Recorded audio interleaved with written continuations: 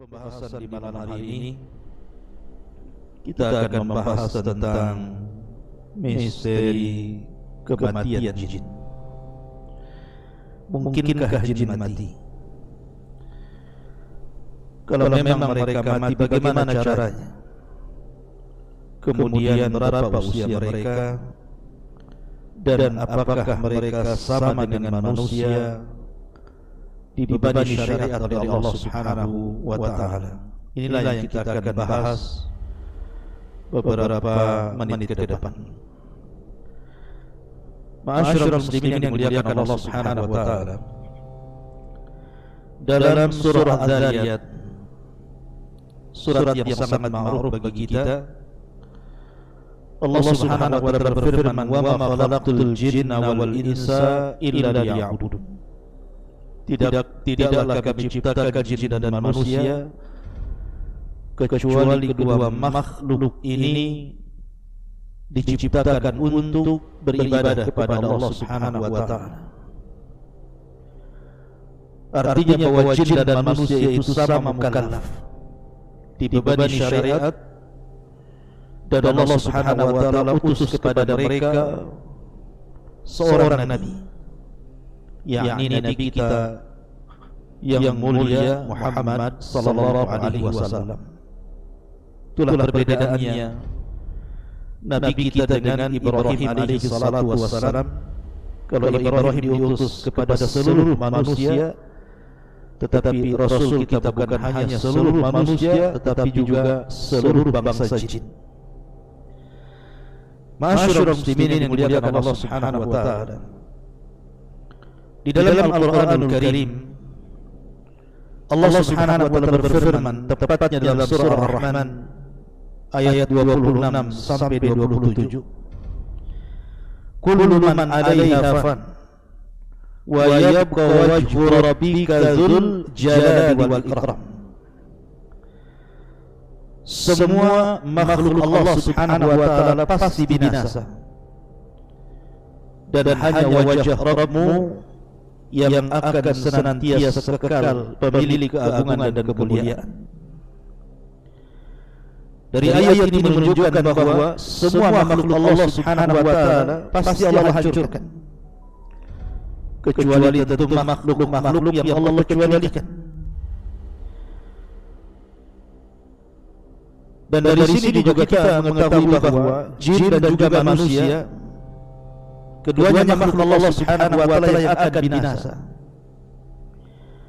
Adapun manusia ma'ruf, setiap gurun ataupun generasi mereka diberikan usia yang bermacam-macam. Tentu manusia yang pertama seperti Adam alaihi salatu wassalam dan generasi yang dekat dengan Adam diberikan usia yang panjang. Tetapi ketika generasi semakin jauh daripada generasi Adam alaihi salatu wassalam, apalagi sampai kepada kita, tentu usianya juga semakin pendek, sependek postur tubuh yang semakin mengecil. Makanya Nabi sallallahu alaihi wasallam yang mengatakan, "A'maru ummati baina sittina wa sab'in." Bahwa usia umatku berkisar antara 60 sampai 70 tahun saja. Artinya sedikit yang melintasi 70 tahun itu. Bahkan usia Nabi sallallahu alaihi wasallam sendiri di 63 tahun dia meninggal. Lalu bagaimana dengan bangsa jin? Berapa Allah berikan usia kepada mereka? Dan bagaimana cara wafatnya? Adakah bangsa jin yang diberikan usia yang panjang melebihi usia manusia? Ma'asyiral muslimin yang dimuliakan Allah Subhanahu wa ta'ala, kita tahu bahwa jin itu memiliki beberapa golongan. Golongan yang pertama adalah jin yang Allah Subhanahu wa ta'ala kekekalkan usianya, dan Allah Subhanahu wa ta'ala wafatkan dalam tiupan sangkakala yang pertama. Itulah yang disebut dengan iblis laknatullah alaihi. Karena iblis itu bagian daripada jin. Allah Subhanahu wa ta'ala berfirman dalam surah Al-Kahfi illa iblis kana minal jinni fa fasaqa an amri rabbi. Kecuali iblis yang tidak mau sujud kepada Adam, dia bagian daripada jin, dan dia jin yang fasik terhadap perintah Rabbnya. Dari sini menunjukkan bahwa iblis bagian daripada bangsa jin. Lah iblis ini Allah kecualikan atas permintaan dia sendiri yang mengatakan fa'anzirni ila yaumi yub'atsun. Ya Rabb, tangguhkan usiaku sampai hari kelak semua makhluk dibangkitkan. Maka Allah Subhanahu wa taala mengabulkan permintaan iblis dan mengatakan fa innaka minal munzirin ila yaumil waqtil ma'lum. Sesungguhnya engkau termasuk makhluk yang diberikan tangguhan usia sampai batas waktu yang ditentukan, maksudnya sampai tiupan sangkakala yang pertama ketika makhluk dihancur-hancurkan Allah Azza wa Jalla. Lah kelompok yang pertama iblis ini tidak diwafatkan. Sejak diciptakan sampai hari ini dia tetap hidup, dan kelak akan diwafatkan pada tiupan sangkakala yang pertama. Kemudian kelompok yang kedua adalah kelompok bangsa jin yang mereka sama dengan manusia, diwafatkan oleh Allah Subhanahu wa taala sebelum kiamat dibangkitkan. Dan ini disebutkan di beberapa kisah di dalam hadis-hadis Nabi sallallahu alaihi wasallam. Contohnya hadis Abdullah bin Abbas radhiyallahu anhu, Nabi sallallahu alaihi wasallam suatu ketika berdoa, beliau mengatakan a'udzu bi'izzatika alladzi la ilaha illa anta alladzi la yamut wal jinnu wal insu yamutun. Kata Nabi sallallahu alaihi wasallam, aku berlindung dengan kemuliaan yang tidak ada Tuhan yang berhak disembah kecuali Engkau, zat yang tidak akan pernah mati, sementara jin dan manusia mereka pasti mati.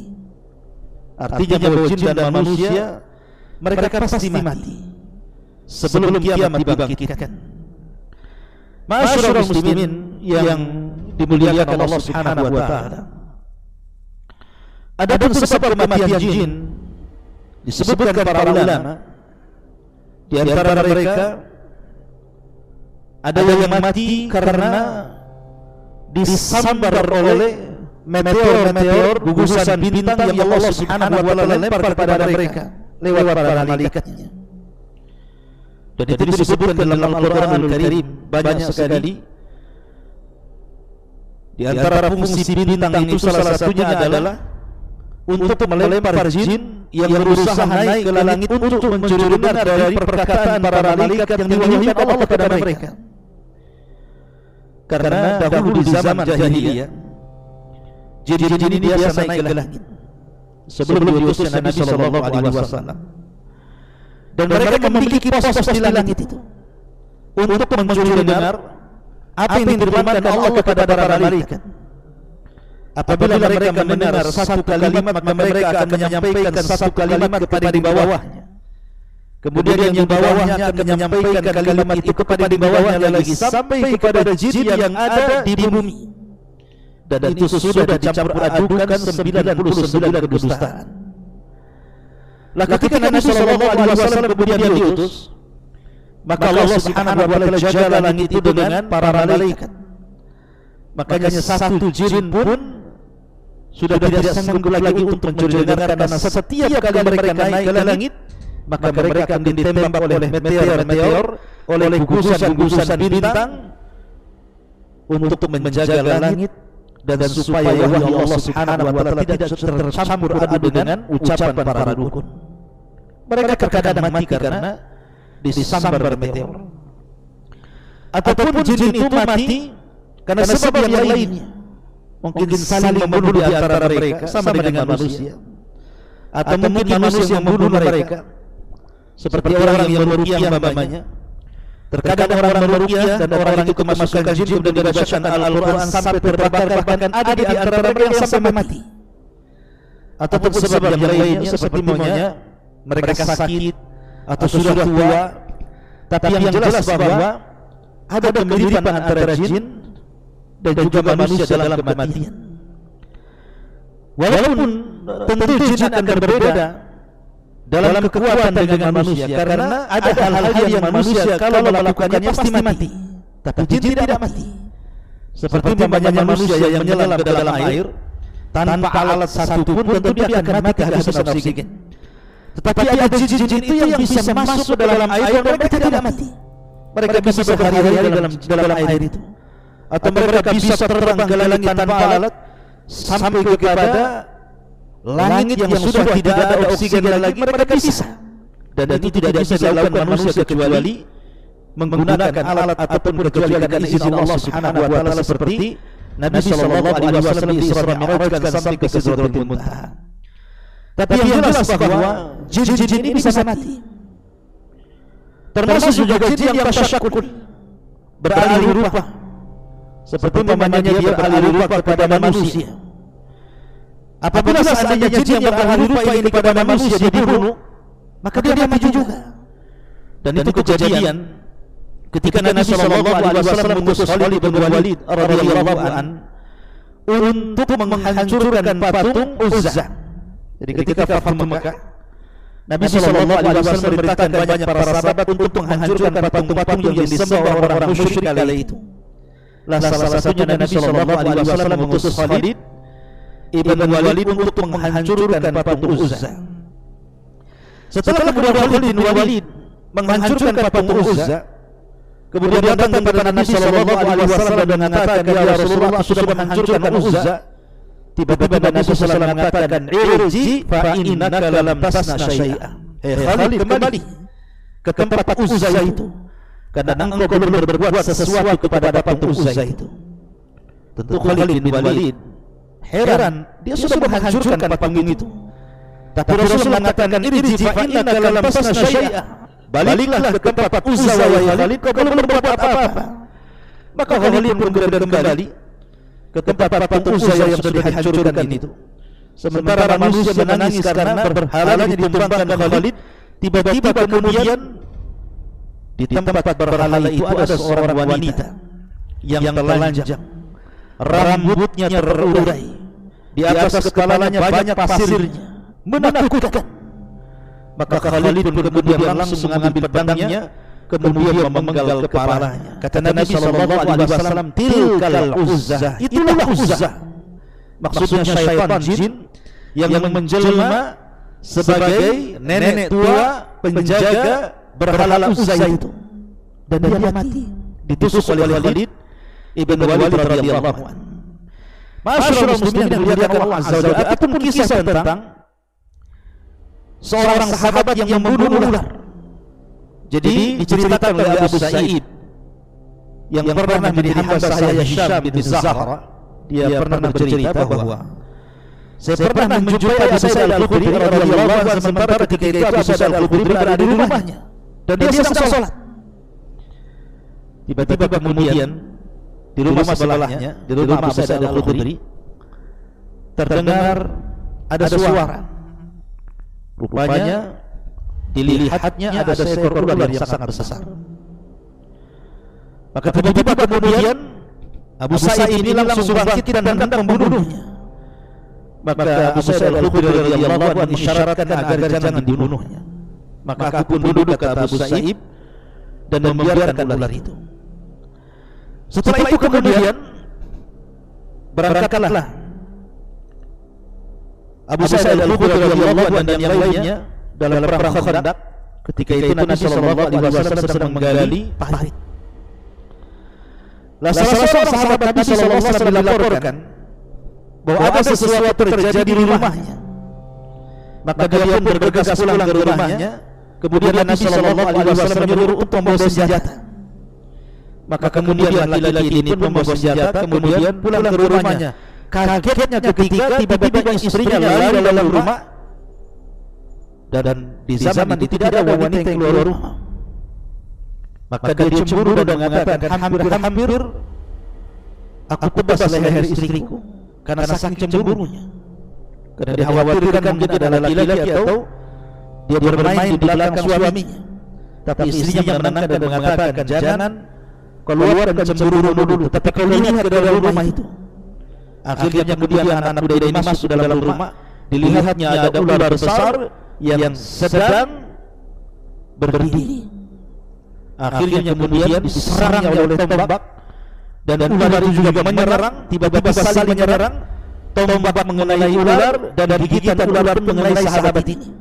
Dan Allah takdirkan dua-duanya meninggal dunia. Baik ular itu atau sahabat Ansar ini meninggal dunia. Maka kabar ini sampai kepada Nabi sallallahu alaihi wasallam, sehingga Rasul mengatakan, istaghfiru li akhikum, mintalah ampun kepada Allah kepada saudara kalian ini. Inna bil madinati jinnan qad aslamu. Sesungguhnya di Madinah ini terkadang ada jin yang sudah masuk Islam. Fa idza ra'aitum minhum syai'a, kalau seandainya kau melihat di antara mereka jin yang berupa ular itu, fa'adiluhu thalathata ayyam, usir dia dari rumah kalian selama 3 hari. Fa in balakum ba'da dzalik, tetapi kalau seandainya dia tidak pergi dari rumah kalian, kata Nabi sallallahu alaihi wasallam, faqtuluhu fa inna huwa syaitan. Fa inna huwa syaitan. Bunuhlah ular itu, karena bisa jadi jelmaan daripada syaitan. Lah kisah anak kuda ini yang membunuh ular sampai mati menunjukkan kalau jin bisa mati. Sama dengan manusia juga bisa meninggal. Akan tetapi perbedaan kita dengan jin, kalau jin itu diberikan usia yang cukup panjang, berbeda dengan kita manusia. Kita manusia sudah dibatasi usianya tidak lebih daripada 60 sampai 70 tahun bagi umat Nabi sallallahu alaihi wasallam. Walaupun seandainya ada yang lebih, maka itu karunia Allah Subhanahu wa taala. Tetapi bangsa jin diberikan usia yang panjang-panjang, sehingga usia mereka menjangkau usia manusia. Terkadang manusia sudah 2-3 generasi mereka masih hidup. Masyarakat muslimin yang dimuliakan Allah Subhanahu wa taala, dari sini kelebihan jin dari segi usia. Tetapi ingat bahwa tidak semua jin itu jahat. Ada jin yang saleh, ada jin yang tidak demikian. Makanya Allah Subhanahu wa taala ketika mengkinayahkan soal jin-jin yang masuk Islam, jin-jin itu mengatakan, wa inna minna salihuna wa minna duna dzalikunna tara'iq qidada. Di antara kami ada jin yang saleh, tapi di antara kami juga ada yang tidak demikian. Kami ini bertingkat-tingkat. Jadi ada yang mereka masuk Islam seperti 7 jin yang pernah saya ceritakan.